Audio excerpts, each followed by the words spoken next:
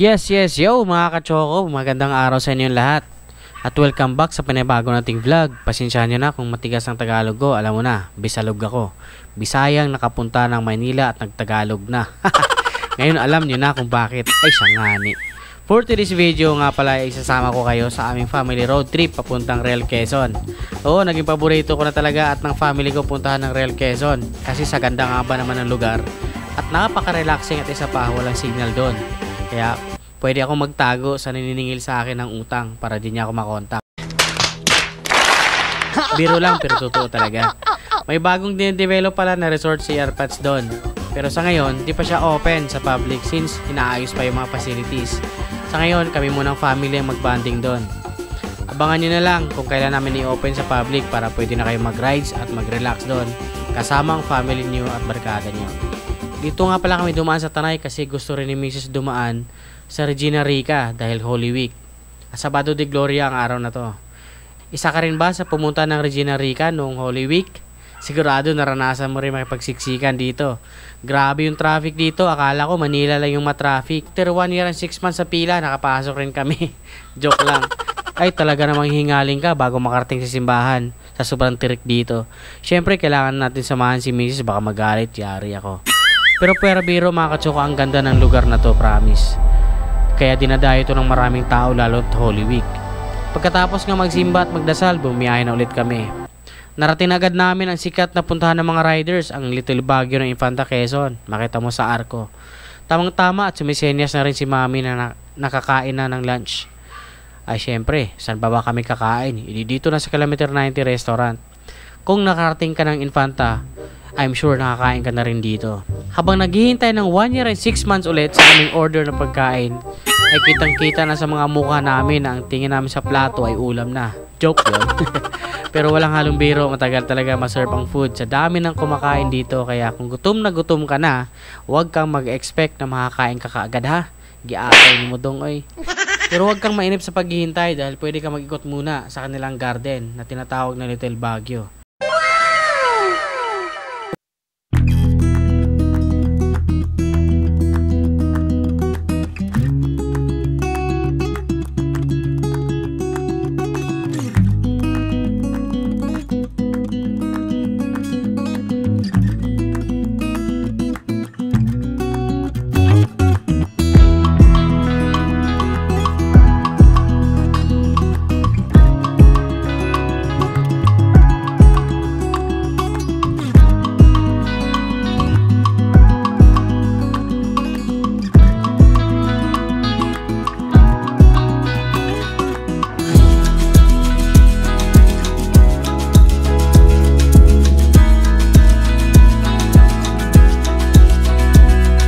Sana all.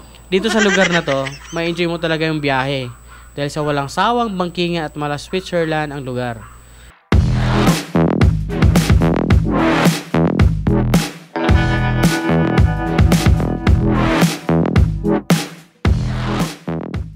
Ginabi na nga kami dumating sa resort kaya di ko na video. Pagdating nga namin ay sinet up ko kaagad ang aming owning tent para may mapagpahingahan na kami. Salamat nga pala, Shopee! Oo, sa Shopee ko lang to nabili. Murang-mura pa. Tinulungan na ako ni Mrs. at ni Airpods sa pagkabit kasi nakita nila hirap na ako sa malaking tiyan ko gumalaw. Aruy! Ito kasi ang uso ngayon. Pag camping, naka-owning tent. Perfect na perfect dito sa resort. Since wala pa namang mga kubo dito na mapagsilungan. Sa wakas, natapos din at syempre, kasama na dyan yung mga upuan at folding table. O diba? Salamat, Shopee! Saka syempre, di mawawala ang video okay. Akala mo naman talaga marunong kumanta. Oh ha? Diba? Tuwang-tuwa na ang mga lasinggo sa setup ko. Akala ko mag-ina ko yung uupo dyan. Kayo pala mga boy Hinebra. Pero okay lang kasi itong sasakyan namin pwede naman gawing kwarto. Oh, diba? Dito kami nakapwesto ang mag-ina ko. Dito na rin kami matutulog mamaya. Sarap buhay, pa Netflix lang. Bukas papalipad tayo ng drone para makita natin ang buong resort.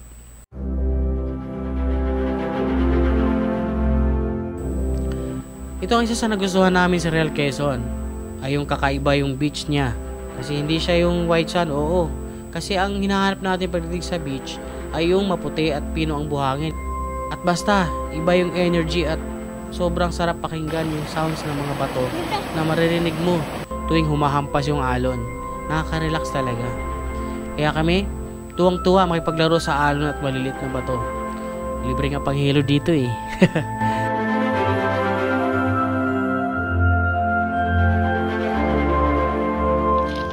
Ito kami sa Real Quezon.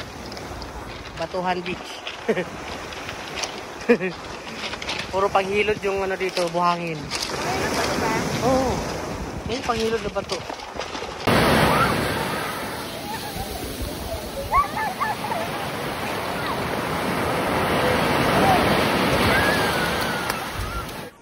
Sa ganitong family bonding, di talaga mawawala yung kalokohan at kasiyahan.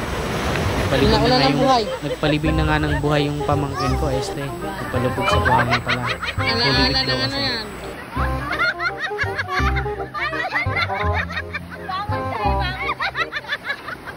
Bago matapos ang napakasayang araw namin dito sa resort, sinusulit na namin ni Mrs. at ng aming dalawang anak magtambay dito sa tabing dagat. Sarap kasi talaga pakinggan yung nagkiskisang mga bato habang hinahampas ng alon.